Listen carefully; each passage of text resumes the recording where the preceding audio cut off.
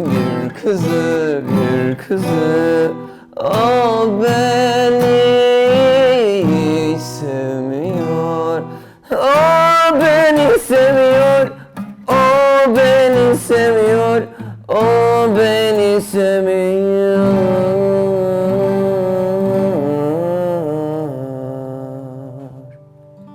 Cümleten hoş geldiniz arkadaşlar. Acayip programımızın acayip bir açılışıyla başlamış olduk. Ve acayip bir filmden söz edeceğiz. Peri, Ağzı Olmayan Kız, İstanbul Film Festivali kapsamında gösterime girdi. Yavaş yavaş da yayılarak önümüzdeki sezon içerisinde de karşılaşacağımız yerli fantastik tür filmlerden birisi olacak galiba. Ben bugün tasdikçiyim. Hep tasdikleyeceğim. Güven konuşacak, ben tasdikleyeceğim.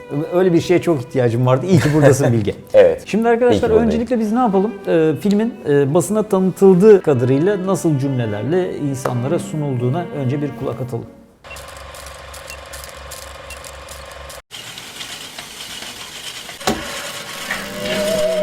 Baskın ve Housewife gibi cesur filmlerle korku janrında etkinliğini kanıtlamış, müstakil sinema dilini kurmayı başarabilmiş Can Evrenol, 3. uzun metrajında cesur ve eklektik bir tür denemesi yapıyor.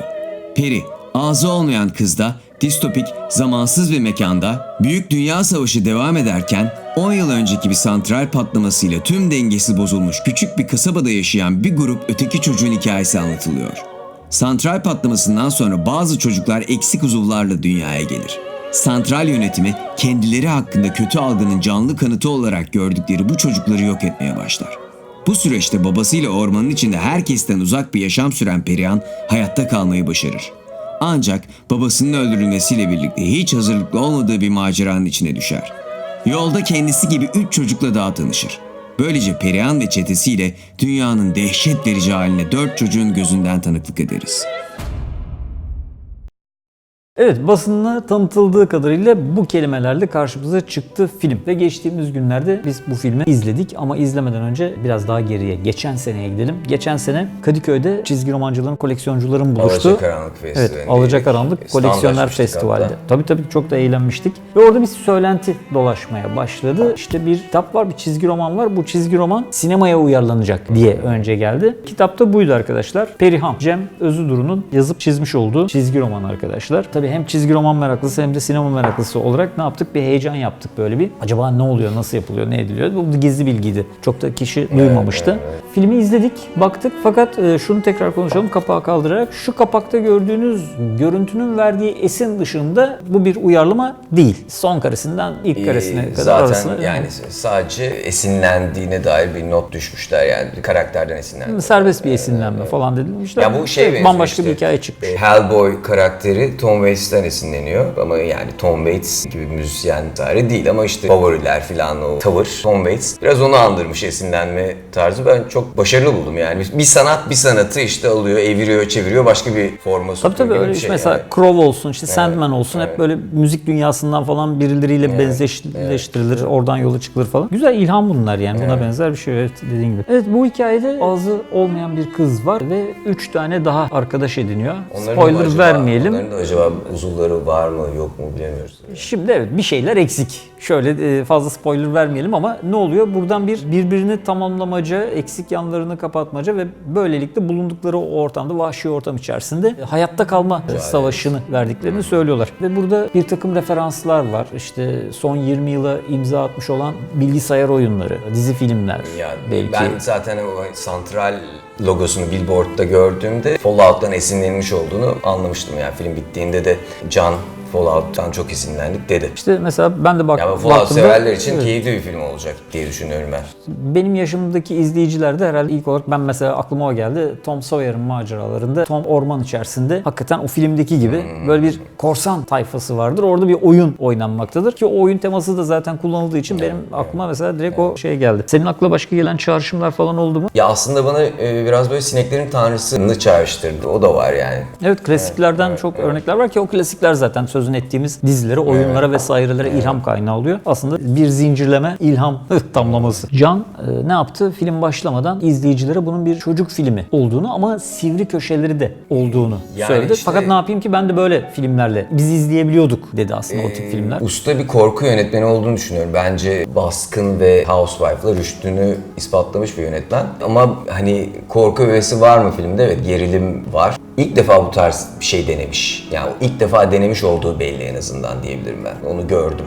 Yani korkuda usta ama bu tarz bir film için ilk denemesi, ama başarılı mı? Başarılı. Başarılı. Ona da zaten daha çok izleyiciler karar verecek ama mesela o işte tam açılışta söylediği bu bir çocuk filmi, sivri köşeleri var dediğinde nasıl bir çocuk izleyici tipine sesleniyor bu ülkede, onun üstüne biraz konuşalım derim. Mesela işte iki tip izleyici benim gözümün önüne geliyor. Birisi artık malum bilgisayarlarda falan çocuk dediğimiz izleyici kitlesi çok şey izliyor. Mesela işte süper kahramanlar tarzı, ki bu çocuklarda da olmayan eksik uzuvlarını tamamlamayla ilgili yerlere baktığında diğer duyularını geliştirme konusu biraz vurgulanmış. Evet. Buradan yola çıkıp hani süper kahraman çocuk dizilerinden örnekler verebiliriz. Yine spoiler olacak, isterseniz buradan sonra kapatabilirsiniz. Onu yazdık biz alta, tamam. Orada şey duydular onu. Bir Daredevil var yani, ben de seyrederken Daredevil gördüm. Zaten hazırlanan oyuncu arkadaş da dedi, Daredevil seyrederek hazırlandım rolüme dedi. Şey de tabii çok tatlıydı, o diğer burnu eksik arkadaşın artık burnu eksik arkadaş da dedi ki Ama kendisiyle barışık mesela kilosu konusunda çok, falan. Çok hoştu. Hani sahneye çıktıklarında film bittikten sonra benim hazırlanabileceğim bir örnek alacağım bir karakter yoktu dedi burnu eksik olan. O da bence en keyifli anlardan biriydi film bittikten sonra. Eyvallah. Can Evrenol filmin açılış konuşmasını yaptığında ne dedi seyircilerine? Bu filmin sivri köşeleri var. Bir çocuk filmi ama sivri köşeleri var. Çünkü ben de böyle filmler izliyordum. Çocukluk zamanımda böyle filmlerde izleyebiliyordum dedi. Evet. Ya ben ziyaretçileri seyredemiyordum mesela. O fare yutma sahnesini TRT tek kanalken hatırlıyorum.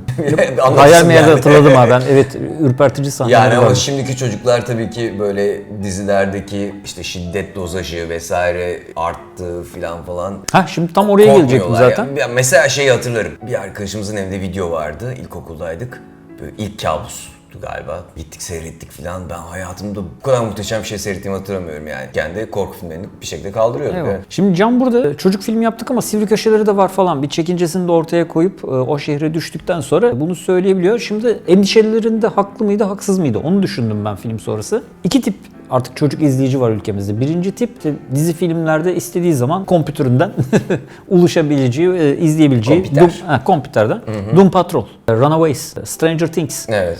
Bu dizilere baktığın zaman şimdi sivri köşeli uyarısını falan yemeyecek olan bir çocuk tipi var. Evet. Buraya kadar tamam. Ama öte yandan yine bir Türkiye gerçeği, başka bir tip izleyici çocuk daha var. Türkiye film dağıtım ağının kabul edebileceği türde yerli yapım çocuk filmlerini de o çocuklar anneleriyle babalarıyla gelecek ya, onları da ürkütmeden gişe yapabileceği filmler. Yani orada da İşte haklı bana aslında. bir noktada Türkiye için biraz büyük filmi kategorisine kaç oluyor yaş? 13 artı mı oluyor? 18 artı mı oluyor? Bu 7 miydi? 13 müydü? 13 galiba. 13 ise aslında o zaman çok yumuşak kalmış. Çünkü 13'ün çok altındaki çok büyük bir kalabalık. Az önce Dediğim örneğini verdiğimiz Stranger o dizileri Things'i seyrediyor diyorsun. yediler, bitirdiler.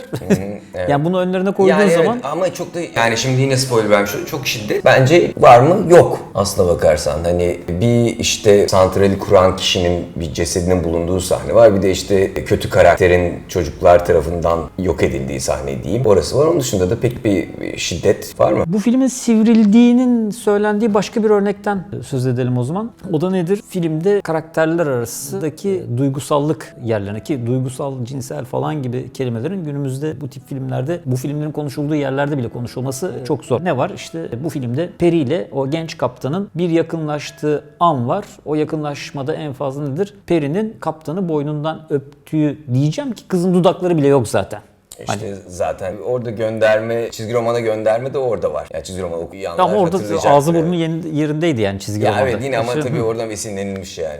Evet, günün sonu fantastik konulu sinemamız adına bakıldığında elde bir daha var. Ama türünde de belki ilk distopya. Şimdi o zaman biraz da onlardan konuşalım. Distopik bir film diyoruz ama biz bunu mesela film içerisinde imalarla, sözlerle anlatıldığını görüyoruz. İşte bir gazete, eski gazete manşetleri var. Onları görüyoruz. Tamam ama yani içine giremiyoruz yani gazetede ne yazıyordu biraz hızlı geçiyor oralar sanki. Hem hızlı geçiyor hem de şu, insanlar bunu konuşarak anlattığı zaman aslında bu bir sözlü ifade. Yani bunu biz romandan da okuyabiliriz, gözümüzde canlandırabiliriz bu hikayeyi. Ama sinema dediğin zaman bu sanat dalı bir görsellikle ifade gerektiren bir şey. İş buraya geldiği zaman biraz şimdi bütçe kısmına gireceğiz sanırım. Bütün bir filmin yapıldığı kadar hani 3-5 dakikalık belki de şey gerekiyordu. Biraz Görsel efektlerle falan anlatılmış, tasvir edilmiş. O dünyayı işte o santrali biz görmeliydik. Evet, o santralin büyük, hikayesine çok değinmediler. o büyük dünya savaşı diye bir şey var ama biz onu bir plan görebilmeliydik, o savaşın ne olduğunu biz öyle anlamalıydık. Yani yoksa ormanda çocuklar kendi aralarında bu oynarken askerler, hikayeler anlatılıyor falan. Daha doğrusu santralin bekçileri niye 3 kişi kalmışlar? Gerisi nerede? Hani bir noktada işte bir tabur askerle geleceğim dedi santralin bekçisi ama kimse yoktu falan. Hani bir takım muğlak durumlar var yani. İşte bu Türk sinemasının başka bir gerçekliğine geliyoruz. Bütçe gerçekliğine. Evet. Bütün o bir, bütçe bitçe olduğu için müzikte de aynı durum var. Ama bir yandan da işte gereklilik bu. Hani o prodüksiyonu görmek, hissetmek istiyorsun. Ya yine ben böyle eleştiri oklarımı sadakında tutacağım. Çünkü iyi niyetle yapılmış, tarzı da ilk defa böyle bir şey denenmiş olduğu için ve dediğim gibi yani Can Evrenol bir korku yönetmeni olarak böyle bir distopik çocuk filmi çekmeye çalıştığı için kendisini kutlamak istiyorum. Evet,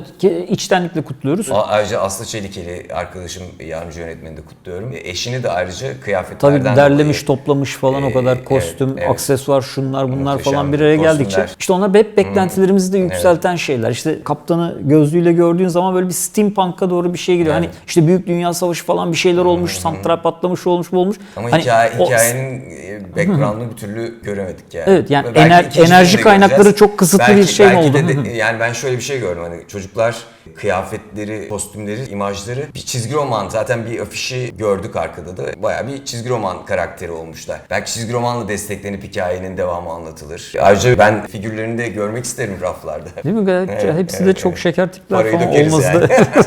Evet, aslında filmde tam bunun fişeğini atsın artık. Yani işte o yan sanayisi çıksın ortaya. Aynen. Sonra soundtrackleri fasonları basılsın. çıkar, uzay marka. Müzikler falan. hakkında ne düşünüyorsun filmin? Bu çok enteresandı. Ben müziklerin film için bestelendiğini bilmiyordum. Çok eski klasik müzik parçaları kullanılmış sandım. Kulağıma çalınan şeyler sanki böyle siyah beyaz filmlerdeki, siyah beyaz o eski Amerikan filmlerinde arka planda çalan müzikler gibiydi ve çok tekrar etti bazı sahnelerde aynı müzikler ama bu çok değişik bir hava kattı. Ben o müzik kullanımı açısından 5 yıldız, normsa 5 yıldız veriyorum yani. Eyvallah. Evet.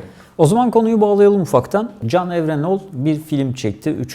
filmi Peri'yi çekti. İlk 2 filme baktığımız zaman artık Can'ın gittikçe değeri yükselen bir markası var. Ve bu markada bir de- en sonunda gole giden...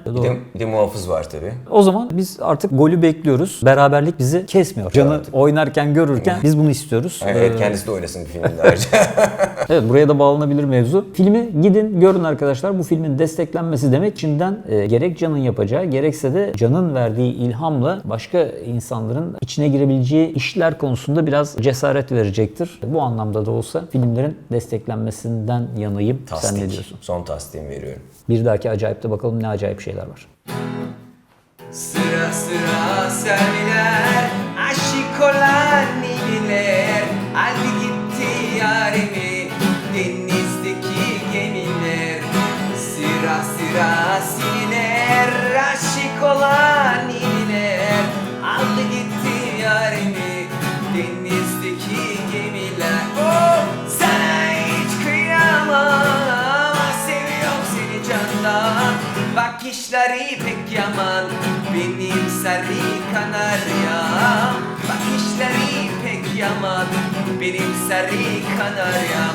Dip dap dirap dip dap dirap dirarere bam bam bam bam dararara bam bam bam. Sıra sıra seniler, aşık olan iniler, aldı gitti yarimi, denizdeki gemiler.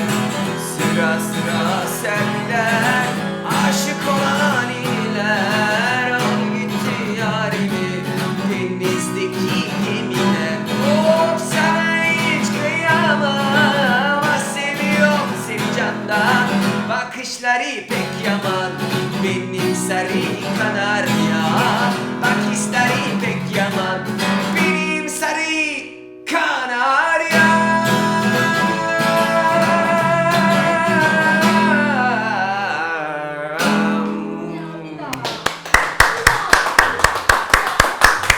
Ya Bilge Bilge daha. Niye lan kız? Çok güzeldi. O zaman olmaz. O zaman Alırım 50 kağıdını falan.